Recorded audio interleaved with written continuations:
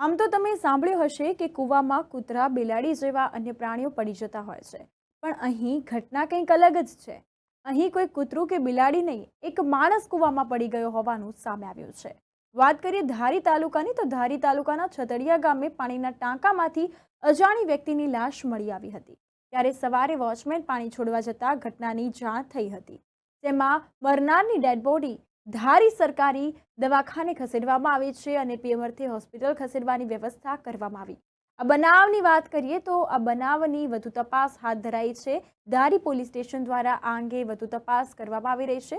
આ અંતર્ગત પોલીસ પણ એક્શન મોડમાં જોવા મળી છે અને કાયદેસરની કાર્યવાહી અને તપાસનો ધમધમાટ યથાવત રાખ્યો છે।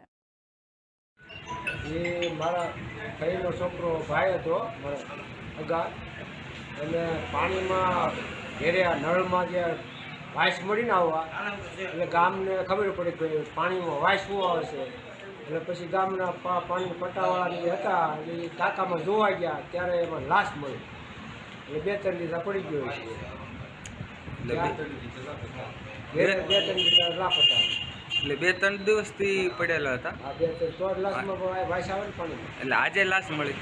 લાશ આજે મળી। હા, તો લાશ મળતા તમે શું કર્યું? પોલીસને જાણ કરી, હા, પછી ગામ ભેળું થઈને કાઢીને પીએમને લઈ ગયા પોલીસ ખાતે, સારી સિવિલમાં સી પીએમ રૂમે લઈ ગયા। એ ભાઈના શું ફરજમાં હતા? એ કાંઈ જાણવા મળ્યું નથી, અને ધંધો કરતા, મજૂરી કરતા।